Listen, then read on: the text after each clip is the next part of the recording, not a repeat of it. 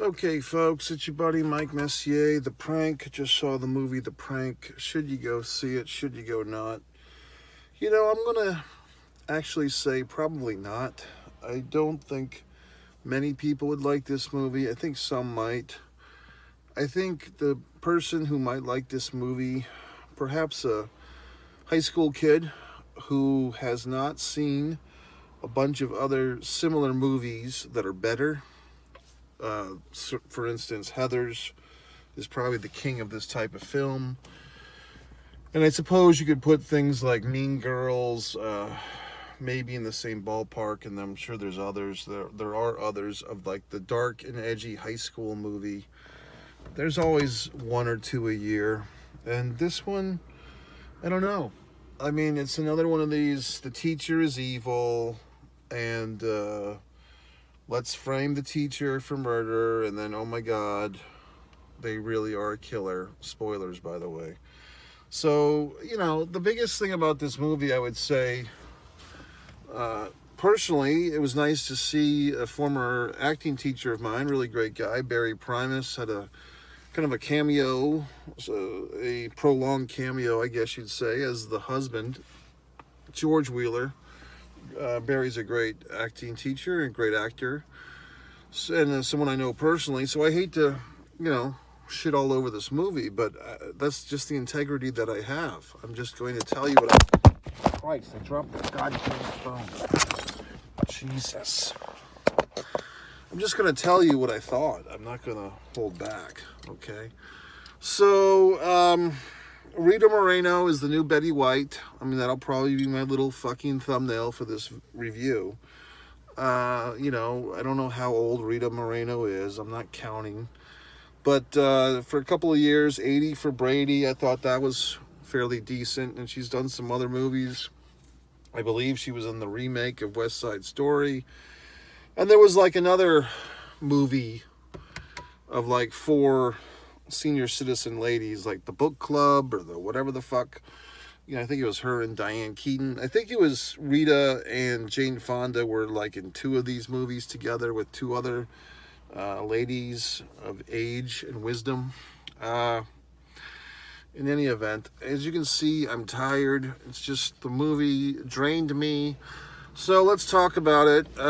Why exactly? I think The Prank, and for some reason, I was called to go see this movie. There was something telling me that I would enjoy this movie. I don't know what it was.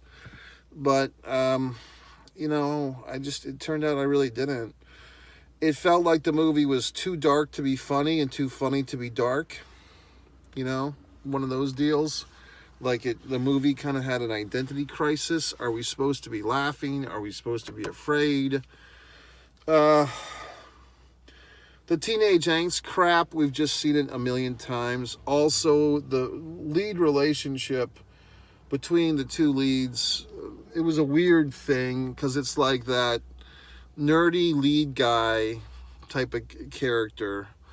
Then he's got like the platonic female friend who has every characteristic. She's a computer nerd. She's funky. She says what's on her mind. She's artsy. Like every fucking friend characteristic you can throw. Dare I say, she's Asian. Like everything you can throw at this character. And then I'm kind of thinking, okay, are they going to romanticize, like, through the trials and tribulations of this film? Are these 2 young characters going to discover that they have deeper feelings for each other?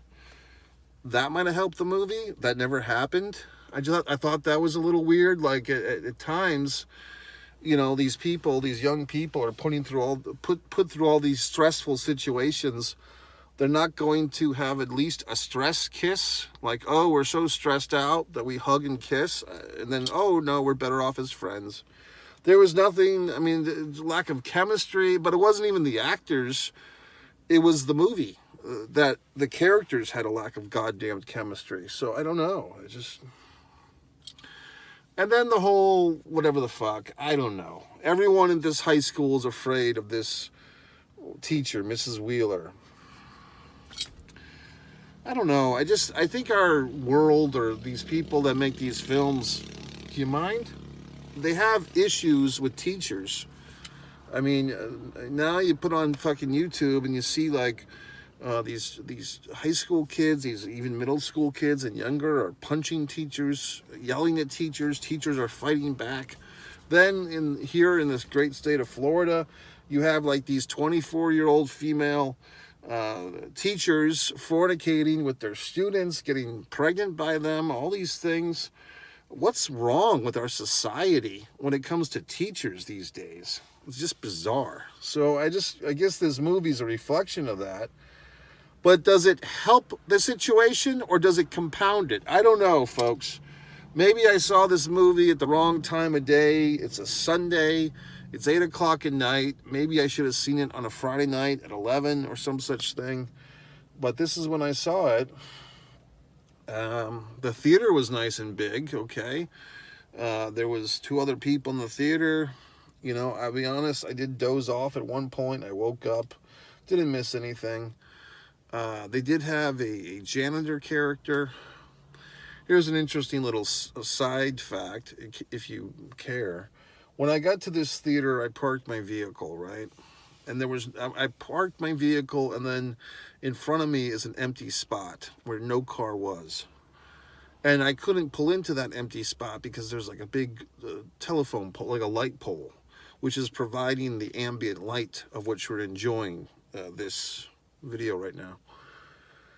But then this vehicle pulls in to the spot in front of me. It looks like a work van. It says Pool Works. The guy just put his lights on, in case you're wondering. And this is 2 hours ago or 2.5 hours ago when I came in to see this movie. And then the guy across from me is just sitting there in his fucking vehicle for 10 minutes. As I'm sitting here, I was having a steak and burger, like a steak and shake burger, having a pre-movie meal. That's a good thing to do, folks. Like, if you try to slip in a pre-movie meal so you don't have to go into the movie theater hungry. No offense to the theaters. I never quite trust the food in there. The prices are jacked up. But even, like, if you're really hungry for sustenance, it's hard to get a good sustenance out of a movie theater meal. Maybe the pizzas, you know what I mean? But it's just some frozen fucking pizza, some gawky 17-year-old child put in a fucking oven for 4 minutes. So I'd rather go to the fast food drive-thru nearby, get my sustenance before the movie, and then go see the movie on a full stomach. A lot of men's room activity in there tonight. I visited the men's room. And, like, as soon as I walk in, there's some guy using the fucking urinal. And he looks at me like I've got a goddamn problem. It's like, asshole, I'm just here to do my thing. I'm not interested in you and your goddamn penis. I got my own to worry about, you fuck. So anyway, it's just too much too many people in the goddamn world is what it comes down to. So I'm doing my thing. I'm watching this movie. I'm trying to stay awake. And the movie is just, I don't know, the lead character had curly hair. It's like, come on. You know what I mean? Like, I don't trust high school characters that have curly hair. No offense if there's anyone out there with curly hair. But curly hair, it should be like a side characteristic. Like the friend has curly hair. Not the lead guy. You know what I mean? Moving forth, I don't know. Just... Then it's like a whole thing in the spoilers. Decapitated fucking heads. I mean, that's what I said. It's too dark to be funny. Too funny to be dark. We got like the fucking Rita Moreno character, Mrs. Wheeler, has a whole fucking collection of decapitated heads. Where's the joy in this? The lady from... I can never remember the character's name. From, like, the redheaded lady from The Office is in this thing. I always... like when I see people from The Office have a job, you know, besides Steve Carell and the tall guy. It's nice to see these people are still working because, like, you know, it's nice. But here she is, you know, in this catastrophe of a film. What else? Okay. At the end of the movie, you ever go to one of these, and for the independent filmmakers out there, you've probably experienced this nonsense. When you go see, like, the 48-hour film festival, if you ever go to that train wreck of a weekend, And everybody who makes a fucking movie feels inclined to show their bloopers at the end credits. I'm going to show, this side of the fucking screen with the rolling credits, but to entertain your ass while you're reading these credits you don't give a shit about, here's a little box of bloopers. Because the movie was so fucking good, we know what you'd really like to see is a bunch of scenes that didn't make the final cut. Because fucking the prank was so entertaining that you're fucking sleeping in the theater with 2 other people in the theater. We know that you need more of this abuse. So here's a bunch of fucking takes where the actors giggled and somebody said the wrong word. Wow. Entertaining. I mean, just what the fuck? The most self-congratulatory shit. So that's one of the hallmarks of a movie that's not well executed. When they feel like they have to give you more entertainment on the way out the door. Like, we know you really didn't enjoy this movie, but we enjoyed making it. And here's all our goddamn bloopers. Thanks. I don't give a shit, okay? If the movie was good, I wouldn't need to see the bloopers. You would end on a nice boom, and then I'd leave. I mean, it's become a real crutch, not only of these Marvel movies and these DC goddamn universe movies, but all these movies that need to give you a little bumper, a little send-off. You sit through the goddamn credits. Oh, I wonder if there's a bonus scene. Christ. So, in this one, there is. So if you suffered through the prank for 2 hours, then you get to suffer through more of it. I mean, God in heaven. And none of the bloopers are particularly funny or insightful. They're just horseshit bloopers. The worst blooper fuck thing of all time, I think, I want to say it was... I don't think it was Get Shorty. I think it was the sequel to Get Shorty 20 years ago. Danny DeVito and all those fucks that were famous back then. What the hell was it called? Stay Smart or Stay Fast or Stay Sane or whatever the fuck. The sequel to Get Shorty, like they do the blooper reel, and cell phones were like the new hot thing at the time, like whatever year this was. And at the end of the movie, like, they show Danny DeVito putzing around the set, and then in character, and then suddenly his phone rings, and he gets all excited because his phone rang, and he answers it. I'm making a movie! Who gives a shit? These self-congratulatory fucks, okay? So anyway, I didn't like the prank.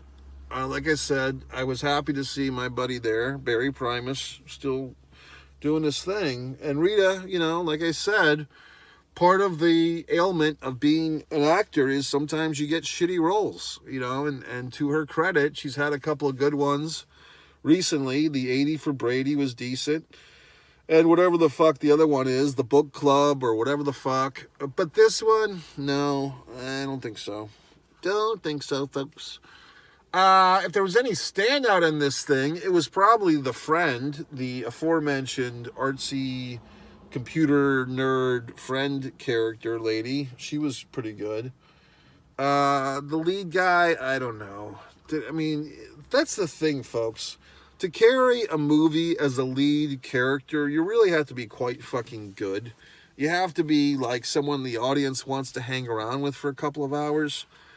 And that's a tough job. Okay, and I don't know if this young gentleman is equipped for that in the future with a better film or a different film. Maybe he is, maybe he's not. But this one, like I said, I'm making a rare thing here. What I can't think of anyone that would particularly enjoy this film unless you're like the edgy, high school kid who hates everything. And you haven't seen Heathers, and you haven't seen, Mean Girls, and you haven't seen all these other things that are a lot better. There was, I believe, 10 years ago, maybe 15, there was like a movie called Killing Miss Tisdale or some shit, where like a bunch of, high school girls like abducted their teacher. Vague memory of this. So I could be wrong, but I'm having a vague memory of some Killing Miss Tingle or whatever the fuck. Not to be confused with the original title of the Saved by the Bell. I have been enjoying this YouTube series, Zach Morris's Trash. I don't know if you fine folks have seen that channel or whatever the fuck. It is humorous. I do tune it in. Whoever they is, some asshole takes these old Saved by the Bell episodes and he kind of remixes them and puts a slant where he explains how evil of a person the character of Zach Morris was, which is humorous.